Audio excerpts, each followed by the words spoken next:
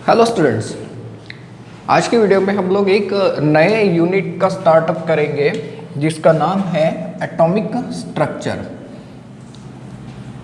आप लोगों ने इसके बहुत सारे प्रॉपर्टीज़ एंड बहुत सारे पॉइंट्स अपने प्रीवियस क्लासेस में पढ़ के रखे होंगे।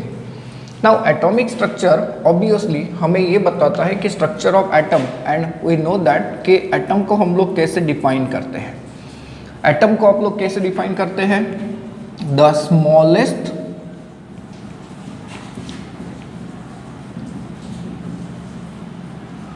indivisible particle of an element, बराबर है। ठीक है, लेकिन अगर हम लोग जरा सोचे इसके हिस्टोरिकल बैकग्राउंड में चले तो एटम, ये जो नाम है, इट कम्स फ्रॉम अटोमियो। अटोमियो का मतलब होता है इनडिविजिबल, जिसे आप लोग डिवाइड नहीं कर सकते। एटम ये खुद एक ग्रीक नाम है। एंड अगर हम लोग महर्षि कानद इनके एरा को देखें तो महर्षि कानद ने हमें सबसे पहले ये बताया था कि जो भी मैटर है, that matter is consist of the smallest particle, and उन्होंने एक नाम दिया था परमाणु। उन्होंने एक नाम दिया था परमाणु। इसके बाद बहुत सारे फिलोसोफर्स आए उस टाइम के, जैसे प्लेटो आया, एरिस्टोटल आया, लुक्रेटिस आया। इन सब का कहना यही निकला कि हाँ, जो मैटर होता है उस मैटर का कोई ना कोई एक अल्टीमेट पार्टिकल है जिसे टाइनी पार्टिकल हम लोग कहते हैं, एंड वही पार्टिकल होता है atom, the smallest fundamental particle of an element that cannot be divided further. हम लोग इसे डिवाइड नहीं कर सकते। एंड इसके लिए आप लोगों ने प्रीवियस लेसन में एक पढ़ा होगा डाल्टन का कॉन्सेप्ट, डाल्टन्स एटॉमिक थ्योरी। उसमें आप लोगों ने ये पढ़ा है कि डाल्टन ने हमें ये बता चुके हैं कि matter consist of the smallest fundamental particle, जिसे आप लोग क्या कहते हैं? एटम।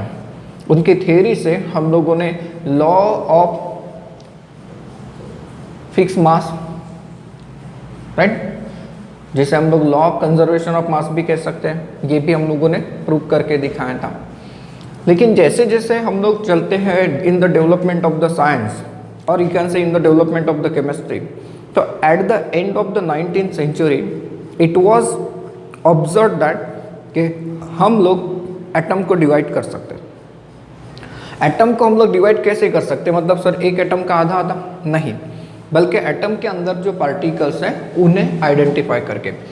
एटम के अंदर जो पार्टिकल्स होते हैं, इन पार्टिकल्स को आप लोग कहते हो सब एटॉमिक पार्टिकल्स। इन्हें हम लोग क्या कहते हैं? सब एटॉमिक पार्टिकल्स। एंड इसमें जनरली हम लोग स्टडी करते हैं प्रोटॉन, न्यूट्रॉन एंड इलेक्ट्रॉन के बारे में। सिर्फ ये तीन ही मिलेंगे क्या? नहीं, एटम के अंदर बहुत सारे पार्टिकल्स होते हैं। कुछ पार्टिकल्स तो ऐसे होते हैं जिनका नाम होता है क्वार्क्स, कुछ ऐसे होते हैं जिनका नाम होता है मीजन्स, कुछ ऐसे होते हैं जिनका नाम होता है बोसॉन्स, राइट। ऐसे बहुत ही पार्टिकल्स और भी हैं।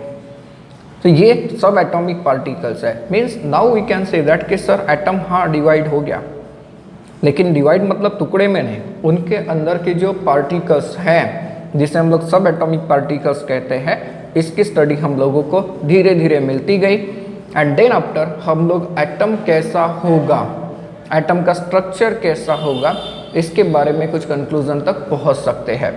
तो ये जो पार्टिकल्स हैं, प्रोटॉन, न्यूट्रॉन, इलेक्ट्रॉन, बहुत सारे हैं, लेकिन हम लोग जनरली कंसिडर करते हैं प्रोटॉन, न्यूट्रॉन एंड इलेक्ट्रॉन को एज सब एटॉमिक पार्टिकल्स। तो इसकी डिस्कवरी कैसे हुई, इन पार्टिकल्स की डिस्कवरी कैसे हुई, इनका मास क्या होगा, इनका चार्ज क्या होगा, राइट। ये सारी स्टडी हम लोगों को अब करनी है, जिसमें सबसे पहले पॉइंट की तरफ हम लोग चलते हैं, that is discovery of electron. Discovery of electron, electron की जो डिस्कवरी है उसका क्रेडिट जाता है to the scientist J Thomson, right. इन्होंने एक एक्सपेरिमेंट कैरी आउट किया था जिसे हम लोग कहते हैं डिस्चार्ज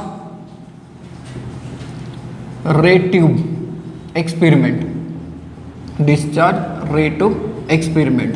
ये कैसे होता है ये हम लोग समझते हैं। इन्होंने कैसे एक्सपेरिमेंट किया, ये थॉमसन ने जो एक्सपेरिमेंट कैरी आउट किया that is discharge ray tube experiment, और इसे सिंपली डिस्चार्ज ट्यूब एक्सपेरिमेंट भी कहते हैं। अब इन्होंने क्या किया, इन्होंने एक ग्लास का ट्यूब लिया परफेक्टली लीक प्रूफ जिसमें लीकेज नहीं होगा, एंड उसके अंदर उन्होंने 2 इलेक्ट्रोड को सेट करके रखा।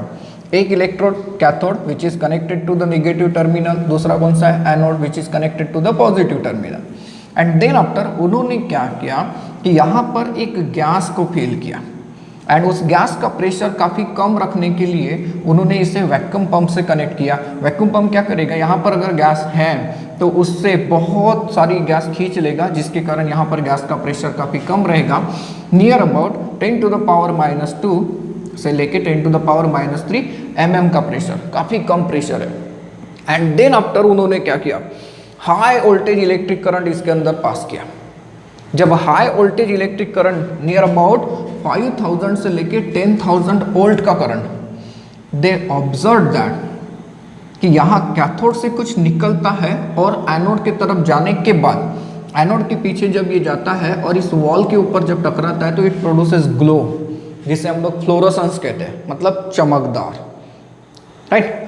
फ्लोरोसेंट का एग्जांपल घर में जो एलईडी लाइट्स हैं या ट्यूब लाइट्स होते हैं, ट्यूब लाइट का तो दूसरा नाम ही है फ्लोरोसेंट, उसे हम लोग फ्लोरोसेंट लैम्प कहते हैं। तो during that case they observe that कि यहाँ से कुछ रेज निकलती है और ये रेज एनोड के पीछे जाने के बाद जब इस स्क्रीन के ऊपर टकराती है, यहाँ पर एक फोटोग्राफिक स्क्रीन लगा के रखी होती है जो कि जनरली जिंक सल्फाइड की बनी होती है, तो जब इसके ऊपर टकराती है तो दे प्रोड्यूस ग्लो। एंड अगर हम लोगों ने गैस के प्रेशर को और भी कम कर दिया तो इट इज ऑब्जर्व दैट कि यहाँ से जो रेज निकलती है वो रेज कलर्ड होती है, लुमिनस, जिसे हम लोग लुमिनस कह सकते हैं। लुमिनस मतलब चमकदार रेज निकलती है, राइट। नाउ यहाँ से जो रेज निकली, देखो ये कैथोड से निकली और एनोड की तरफ ट्रैवल कर रही है, तो यहाँ कैथोड से निकलने वाली जो रेज होती है, इन्हीं रेज को हम लोग क्या कहेंगे, कैथोड रेज। इन्हें क्या कहेंगे, कैथोड रेज कहेंगे। एंड इन कैथोड रेज की सर खासियत क्या है, इनके प्रॉपर्टीज क्या है, देखते हैं। पहले मैंने लिखा है कि cathode rays these are travel in the straight line. देखिए कैथोड रेज कैथोड पे प्रोड्यूस हो रहे हैं and travel in a straight line at an right angle जा रहे हैं। एंड मजे की बात यह है कि इनके रास्ते में अगर कोई मेटालिक ऑब्जेक्ट आ जाए तो मेटालिक ऑब्जेक्ट आने के बाद they will produce shadow. Means जैसे टॉर्च आप लोग चालू करते हैं, टॉर्च का लाइट जा रहा है और उसके रास्ते में आपने कुछ बॉल वगैरह रख दिया तो बॉल की शैडो प्रोड्यूस हो जाएगी उसके बिहाइंड। ठीक वैसे ही कैथोड रेज की ये प्रॉपर्टी है कि इनके रास्ते में अगर कोई मेटालिक ऑब्जेक्ट आ जाए तो ये क्या प्रोड्यूस करते हैं, उनकी शैडो को प्रोड्यूस करते हैं। दूसरी चीज़ ये कि ये जो कैथोड की रेज होती है, इन कैथोड की रेज के रास्ते में, मीन सपोज ये रेज जा रही है, इनके रास्ते में अगर आपने छोटा सा पिन व्हील रख दिया, छोटा सा पिन व्हील मीन्स एक पिन के अंदर एक छोटा सा व्हील लगा हुआ है, तो दे ऑब्जर्व दैट कि ये इसे रोटेट कर सकते हैं, रोटेट कर सकते हैं। इसे रोटेट कर सकते हैं इसका मतलब क्या, they produce certain amount of kinetic energy, right. They produce certain amount of kinetic energy and hence they are material particle. ये क्या है, मटेरियल पार्टिकल है। देन इसके बाद मैंने लिखा है कि दे प्रोड्यूस फ्लोरोसेंस, तो ये तो मैंने आपको एक्सप्लेन करा के दे दिया। नाउ जब ये मेटालिक टारगेट के ऊपर टकराते हैं, कैथोड रेज जब मेटालिक टारगेट के ऊपर टकराते हैं तो they produce x rays. Means x ray produce करने के लिए हम लोग इनका इस्तेमाल कर सकते हैं। एंड अगेन जब आप लोग इन कैथोड रेज को इलेक्ट्रिक फील्ड में या फिर मैग्नेटिक फील्ड में स्टडी करते हो, मीन सपोज आप लोग ये कैथोड रेज जा रही है और आपने इलेक्ट्रिक फील्ड अगर अप्लाई कर दी है ऐसे, तो इट इज ऑब्जर्व दैट कि कैथोड की जो रेज है ये पॉजिटिव टर्मिनल की तरफ डिफ्लेक्ट हो जाती है ना। ये पॉजिटिव टर्मिनल की तरफ डिफ्लेक्ट होती है, इससे साबित क्या होता है, इससे ये साबित होता है कि जो कैथोड रेज के पार्टिकल्स हैं ये कैसे होंगे, निगेटिवली चार्ज होंगे, बराबर है। ये निगेटिवली चार्ज रेज है। एंड अगेन यहाँ पर आप लोगों को एक चीज पता याद रखनी है कि they also show deflection in the magnetic field. ये मैग्नेटिक फील्ड में भी डिफ्लेक्शन देता है। एंड आखिरी वाले पॉइंट को देखिए, the charge to mass ratio, charge to mass ratio of particles, मतलब ये इनका charge to mass ratio means charge divided by mass ratio is independent of nature of the gas. यहाँ पर आपने कौन सी गैस भर के रखी है उसके ऊपर डिपेंडेंट नहीं है, राइट। तो ये कैथोड रेस ट्यूब का एक्सपेरिमेंट था और ये कैथोड रेस के कुछ कैरेक्टरिस्टिक्स आपके सामने रखे थे। देन समझते हैं चार्ज टू मास रेशियो।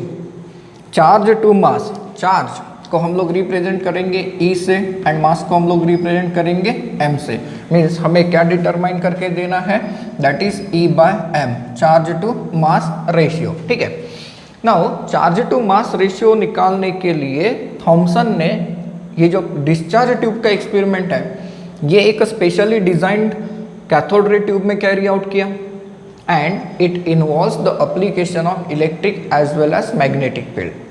हम लोगों ने ये समझा कि अगर एक ट्यूब लेते हैं उसमें दो इलेक्ट्रोड रखते हैं और हाई वोल्टेज पास करते हैं और एक कोई गैस फिल करके रखते हैं जिसका प्रेशर काफ़ी कम है, तो ऐसे केस में कैथोड रेज निकलेंगे। हाँ, ये देखिए यहाँ से कैथोड, ये एनोड, अगर आपने हाई वोल्टेज अप्लाई करा दिया तो कैथोड की रेज क्या होगी, निकलेगी। जब कैथोड की रेज निकलेगी तो इट इज ऑब्जर्व दैट कि थॉमसन ने क्या किया, इन रेज के रास्ते में electric field as well as magnetic field apply करने के बारे में सोचा। जस्ट इमेजिन कि कोई भी अगर फील्ड आप अप्लाई नहीं करते, मीन्स ना तो इलेक्ट्रिक फील्ड और ना ही मैग्नेटिक फील्ड, तो ये जो कैथोड की रेज निकल के जा रही है, ये कैथोड की रेज बिल्कुल सीधे ट्रैवल करेगी और इस फ्लोरोसेंट स्क्रीन पे इस पॉइंट के ऊपर टकराएगी जिसे हम लोग मान लेते हैं पॉइंट बी, बराबर है। सीधे ट्रैवल कर रही है, अभी ना तो मैग्नेटिक फील्ड रखी है और ना ही इलेक्ट्रिक फील्ड रखी है। नाउ सपोज कि हम लोग इलेक्ट्रिक फील्ड को इम्पोज करते हैं, पहले इलेक्ट्रिक फील्ड रखते हैं, तो जब इलेक्ट्रिक फील्ड अप्लाई करते हैं तो ही ऑब्जर्व दैट, उसे ये ऑब्जर्वेशन मिला कि ये जो कैथोड की रेज है, ये कैथोड की रेज डिफ्लेक्शन देती है towards positive terminal and fluorescent screen पे जाके ये यहाँ पर टकराएंगी। Suppose this is point A है, फर्क है। इससे एक चीज साबित होती है कि जो कैथोड की रेज है वो निगेटिवली चार्ज है। क्यों? क्योंकि ये पॉजिटिव टर्मिनल की तरफ क्या हो रही है, डिफ्लेक्ट हो रही है। And at the same time जब हम लोग इलेक्ट्रिक फील्ड को हटाकर मैग्नेटिक फील्ड अप्लाई करते हैं तो इट इज ऑब्जर्व, थॉमसन को ये दिखा कि ये जो रेज है कैथोड की रेज, ये फिर से डेविएशन दिखाती है एंड देन ऑब्जर्व इस पॉइंट के ऊपर जाकर ये इस स्क्रीन को टारगेट करेगी, बम्बार्ड करेगी और प्रोड्यूस करेगी glow. Suppose it is at point c. Sir इससे क्या हुआ, इससे आप लोगों को एक चीज तो कंफर्म पता चली गई कि जो कैथोड की रेज निकली उसके अंदर जो पार्टिकल्स हैं वो क्या है, निगेटिवली चार्ज है। क्यों निगेटिवली चार्ज है? क्योंकि वो पॉजिटिव टर्मिनल की तरफ क्या दे रहा है, डिफ्लेक्शन दे रहे हैं। एंड इन एक्सपेरिमेंट से, ऐसे सीरीज ऑफ एक्सपेरिमेंट से थॉमसन ने अपने आप को उस लायक बनाया कि वो चार्ज टू मास रेशियो की तरफ जा सके। Charge to mass ratio that is E/m, where E it is the charge, this is the charge किसका, अभी हम लोग इलेक्ट्रॉन नहीं कह रहे, charge of cathode ray particle, charge of cathode ray particle, यहां से निकलने वाले जो पार्टिकल्स है इनका चार्ज। एंड M की अगर बात करें तो M मतलब क्या, तो it is the mass of cathode ray particle. And he was observe that कि E/m का जो रेशियो आपको मिलता है, ये मिलता है 1.758820 इंटू 10⁻11 कूलोम्ब पर किलोग्राम, कूलोम्ब पर किलोग्राम। यहाँ पर आप लोगों को ये पता चलता है कि चार्ज टू मास रेशियो ये एक्चुअली इलेक्ट्रॉन का ही है, हम लोगों को अभी पता नहीं कि इन्हें इलेक्ट्रॉन कहना है। तो चार्ज टू मास रेशियो कितना मिलता है, 1.758820 इंटू 10⁻11 कूलोम्ब पर किलोग्राम। नाउ इन एक्सपेरिमेंट से साबित ये हुआ कि ये जो कैथोड की रेज है these are negatively charge. And again it is observe that उन्होंने ये कंक्लूजन निकाला कि ऐसा हर एक एटम के साथ, हर एक मटेरियल के साथ होता है। मीन्स ये जो निगेटिव पार्टिकल्स की रेज निकली, these are the fundamental properties of all the matters, बराबर है। एंड ये जो प्रॉपर्टीज रेज निकली, इसे एक साइंटिस्ट ने H.A. लॉरेंज, इन्होंने फिर नाम दिया इलेक्ट्रॉन। मीन्स इलेक्ट्रॉन की डिस्कवरी तो की थॉमसन ने, नो डाउट, लेकिन इलेक्ट्रॉन ये नामकरण किसने किया? लॉरेंज नाम के साइंटिस्ट ने किया। समझते हैं charge on electron.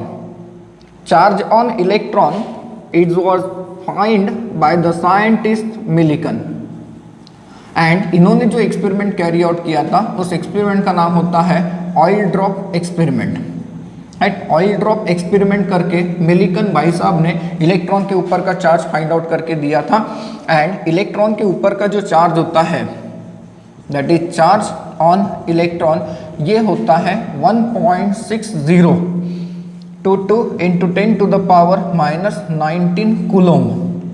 Right, electron के ऊपर का चार्ज हम लोग कितना लेते हैं? 1.6022 into 10 to the power -19 coulomb. हालांकि रिप्रेजेंट करते समय यहाँ पर माइनस लगाते हैं क्योंकि इलेक्ट्रॉन के ऊपर का चार्ज एंड प्रोटॉन के ऊपर का चार्ज ये वैल्यूज में देखें तो सेम होता है लेकिन मैग्नीट्यूड अलग अलग होता है। प्रोटॉन के ऊपर पॉजिटिव साइन रखेंगे, बराबर है, एंड इलेक्ट्रॉन के ऊपर नेगेटिव साइन रखेंगे। And later on it was observe कि अगर हम लोग इलेक्ट्रॉन की चार्ज की बात करें एंड इलेक्ट्रॉन की चार्ज टू मास रेशियो को अगर पकड़े तो it is able to find out the mass of electron. तो मास ऑफ इलेक्ट्रॉन की अगर बात करें तो मास ऑफ इलेक्ट्रॉन ये हम लोग कैलकुलेट कर सकते हैं कुछ ऐसे, that is E divided by E upon m ratio. Right, now charge की अगर बात करें तो हमें चार्ज मिल चुका है that is 1.6022 into 10 to the power -19 coulomb and E by m ratio कितना मिला था? 1.758820 into 10 to the power 11 coulomb पर केजी। तो ये देखिए कूलोम्ब कूलोम्ब कैंसिल हो गया, किलोग्राम इनवर्स जब ऊपर चला जाएगा तो ये क्या बन गया? किलोग्राम। एंड इसके आंसर को अगर हम लोग देखें तो ये आएगा 9.1094 इंटू 10 टू द पावर -31। तो mass of electron in kilogram, mass of electron in kilogram कितना आता है? 9.1094 into 10 to the power -31 kilogram. अगर आप लोग इसे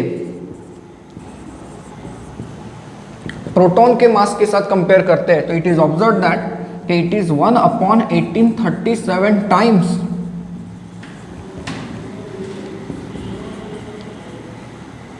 देन मास ऑफ प्रोटॉन। मतलब ये कि इलेक्ट्रॉन ये काफी छोटा पार्टिकल है, काफी मास कम है इसका, and therefore it is observe that कि जब हम लोग आगे कंसेप्ट पढ़ेंगे एटॉमिक मास वगैरह तो एटॉमिक मास वगैरह कैलकुलेट करते समय हम लोग मास ऑफ इलेक्ट्रॉन इग्नोर करते हैं। तो किलोग्राम के टर्म में देखिए इसका जो मास है ये कितना निकला है? 9.1094 into 10 to the power -31 and AMU atomic mass unit. इस टर्म में अगर हम लोग देखते हैं तो इस टर्म में इसका मास होता है 0.00055। इतना कम मास होता है एक इलेक्ट्रॉन का। अब चलते हैं डिस्कवरी ऑफ प्रोटॉन की तरफ। डिस्कवरी ऑफ इलेक्ट्रॉन में हम लोगों ने ये समझा कि जब cathode ray tube experiment carry out करके देखा गया तो कैथोड से कुछ रेज निकलती है और एनोड की तरफ ट्रैवल करती है, उसे हम लोगों ने कैथोड रे नाम दे दिया, ठीक है। डिस्कवरी ऑफ प्रोटॉन का जो क्रेडिट है ये जाता है इन भाई साहब को, गोल्डस्टेन को। हालांकि कुछ बुक्स में अभी ये भी आता है कि रुदरफोर्ड ने ही प्रोटॉन के बारे में आपको कुछ बताया है, ठीक है, बताया होगा, देखते हैं। डिस्कवरी ऑफ प्रोटॉन का क्रेडिट किससे जाना चाहिए? गोल्डस्टेन को जाना चाहिए। इन्होंने क्या किया? कैथोड रे ट्यूब एक्सपेरिमेंट की स्टडी की।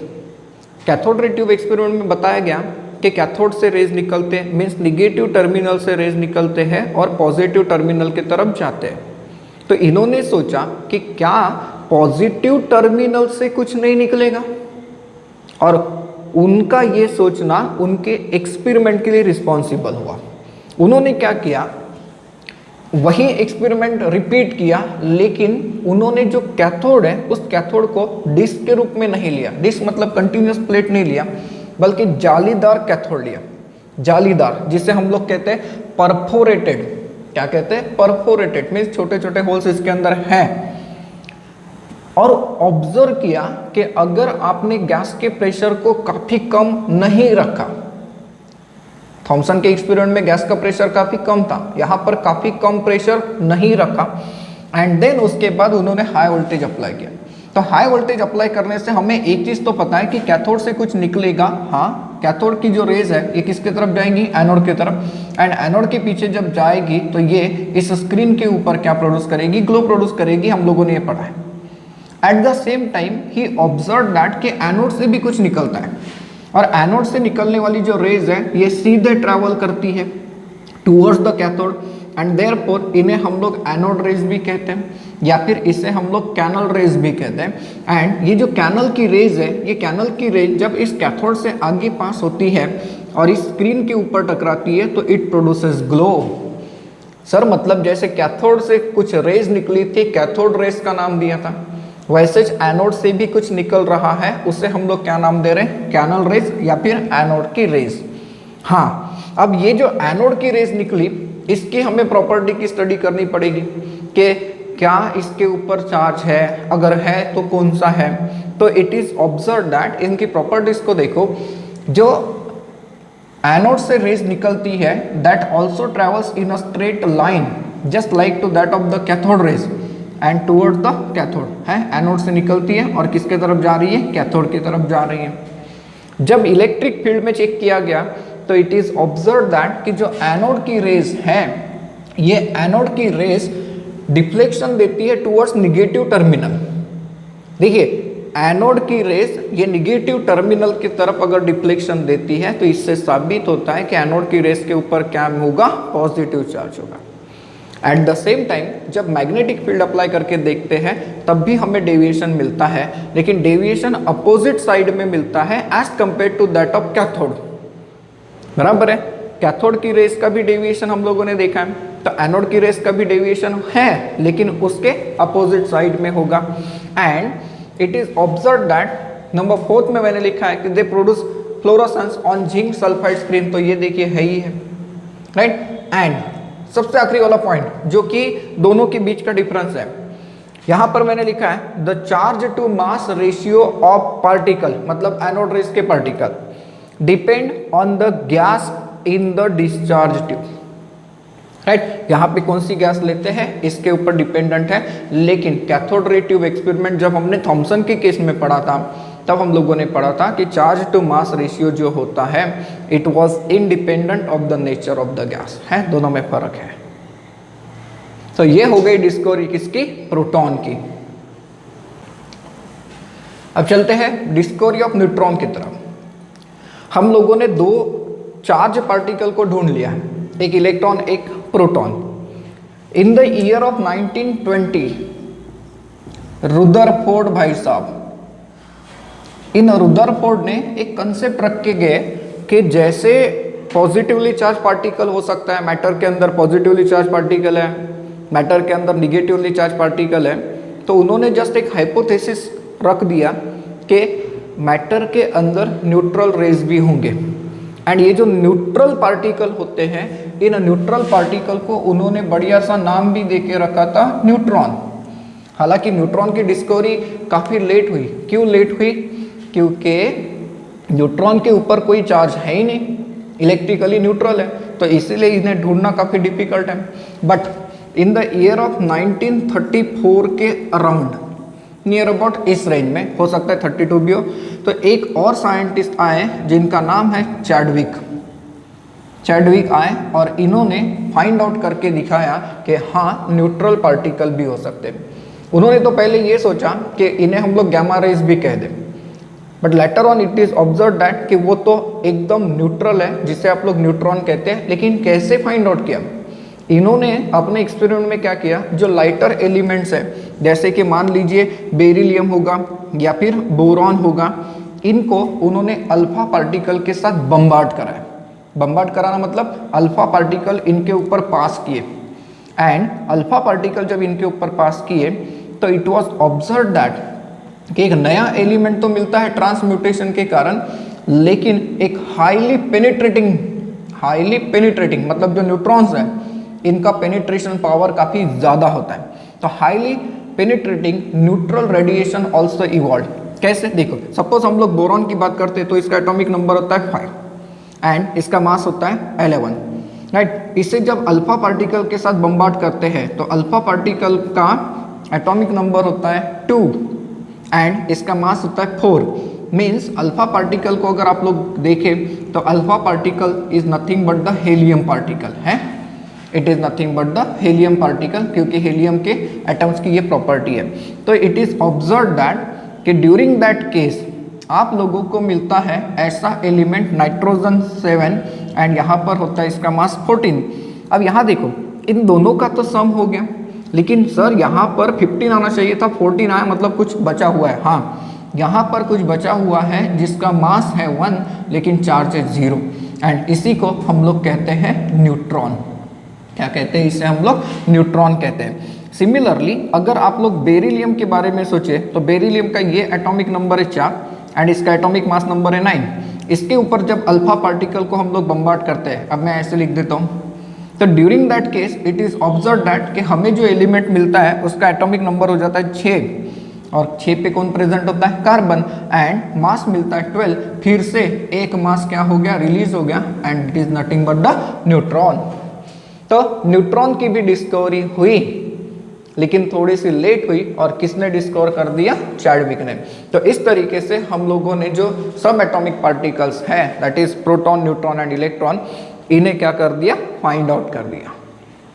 देखिए इन तीनों पार्टिकल्स की कुछ प्रॉपर्टीज मैंने आपके सामने रखी है, प्रोटॉन, इलेक्ट्रॉन, न्यूट्रॉन।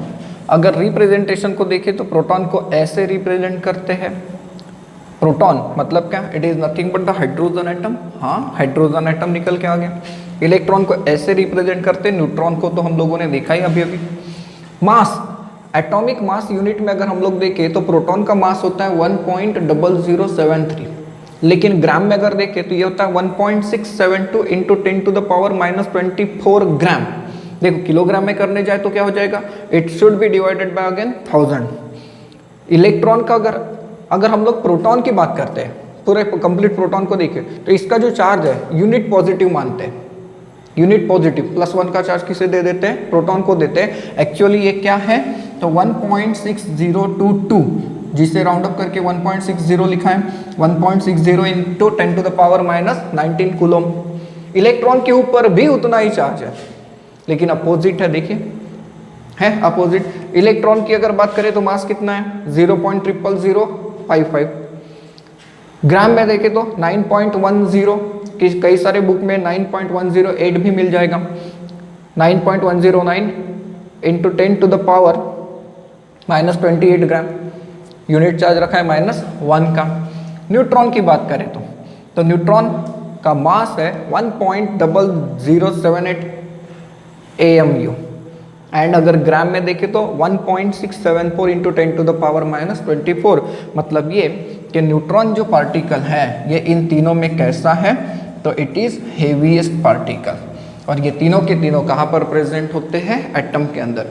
सर अब एटम के बारे में अगर इमेजिन करें तो जस्ट इमेजिन कि अगर हम लोग एटम को रिप्रेजेंट करते हैं कुछ ऐसे, तो एटम के सेंटर में क्या होना चाहिए? न्यूक्लियस होना चाहिए। ये न्यूक्लियस, राइट। एंड न्यूक्लियस के अंदर प्रेजेंट है प्रोटॉन एंड न्यूट्रॉन। प्रोटॉन के ऊपर चार्ज है पॉजिटिव, न्यूट्रॉन के ऊपर कोई चार्ज नहीं, मतलब पूरे न्यूक्लियस के ऊपर चार्ज क्या हो गया? पॉजिटिव। एंड इलेक्ट्रॉन क्या होते हैं? तो ये जो एक्स्ट्रा न्यूक्लियर पाथ है, सर्कुलर ऑर्बिट कहते हैं हम लोग इसे, इसके अंदर इलेक्ट्रॉन प्रेजेंट होते हैं। तो जस्ट इमेजिन करके रखिए कि हम लोग जब भी एटम पढ़ेंगे तो एटम का स्ट्रक्चर कुछ इस तरीके से हो सकता है, ये अज्यूम करके चलेंगे।